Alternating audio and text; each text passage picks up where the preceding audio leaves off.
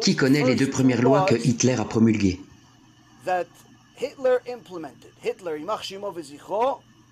Les deux premières lois que Hitler a promulguées qui, non seulement l'ont jamais mis dans une catégorie à part de toutes les autres personnalités historiques, mais qui ont également créé le plus grand miracle financier de toute l'histoire.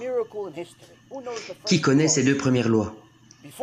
Avant les lois de Nuremberg, avant ça, des années avant, quand Hitler a pris le pouvoir, quelles sont ces deux premières lois? Ok, je vais vous le dire. Premièrement, plus de pornographie, plus d'homosexualité, plus de ces cochonneries, interdites. Berlin, dans les années 20 et 30, était le Sodome et Gomorrhe de l'époque,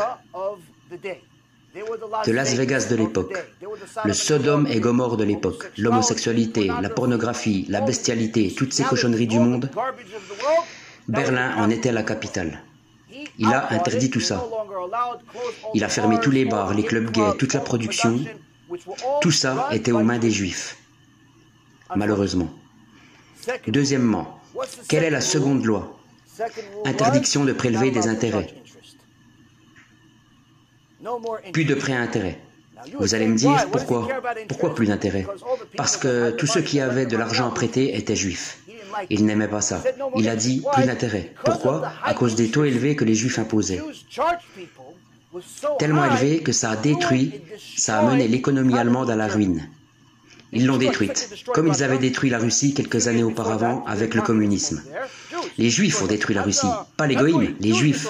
Le communisme, c'était les Juifs. Ne vous laissez pas berner. Étudiez l'histoire. Karl Marx et tous les autres damnés, ils étaient tous juifs. Mauvais, mais juifs néanmoins. Ils ont détruit la Russie et il a écrit dans le chapitre 2 de Mein Kampf, ils ont détruit la Russie, ils veulent maintenant détruire l'Allemagne. C'est pourquoi il faut que je les détruise. Ça ne veut pas dire qu'ils avaient raison, c'est juste l'histoire vraie. Donc, il a vu que les Juifs contrôlaient le système financier et qu'ils prêtaient à des taux tellement élevés qu'ils détruisaient l'économie allemande à tel point que quand vous alliez acheter du pain à la boulangerie, il fallait y aller avec une charrette remplie d'argent. Le temps d'arriver à la boulangerie, c'était déjà plus assez. Pourquoi? Parce que l'inflation était tellement élevée, le pain valait beaucoup plus et l'argent avait été dévalué. Il s'est dit, quelle est la cause? Parce que personne n'a les moyens de faire plus de quoi que ce soit. Parce que les taux sont tellement élevés, alors il a décidé de supprimer l'intérêt. Interdit de prêter avec intérêt. C'était au moment de la Grande Dépression partout dans le monde. Le monde entier s'effondrait. Les États-Unis, le Royaume-Uni vivaient un effondrement financier. Tous les pays s'effondraient. L'Allemagne encore plus que les autres. Mais après avoir promulgué cette loi interdisant l'intérêt, en seulement 6 ans, l'Allemagne est devenue la première, la plus prospère économie au monde. On a appelé ça un miracle financier. Pourquoi? Ils avaient été les seuls à avoir le courage de supprimer l'intérêt. Ceci est une des raisons principales pour laquelle ils détestaient les Juifs. Parce qu'ils avaient détruit l'économie à cause de leur cupidité. Ça ne l'excuse pas du tout, ne mélangez pas tout. Mais ceci est en train de recommencer. Le business des prêts en espèces aujourd'hui est en train de détruire l'économie américaine. Pourquoi? Parce que tous ceux qui sont en défaut de paiement, tous ceux qui se sont fait voler, vous savez qui ils sont? Les petites entreprises. Les petites entreprises sont le fondement de l'économie, pas les grandes. Coca-Cola, Apple, Google, Amazon, tous ces grands groupes font marcher les affaires, mais c'est pas ça l'économie. Le fondement de l'économie, ce qui fait prospérer, c'est quand les petites entreprises se créent et prospèrent. Parce que c'est elles qui emploient le plus de personnes. Si les petites entreprises se portent bien, alors l'économie prospère. Si les petites entreprises vont mal, l'économie s'affaiblit. J'ai travaillé 20 ans dans la finance, je sais de quoi je parle. Donc, quand vous avez un secteur dont l'objectif numéro 1,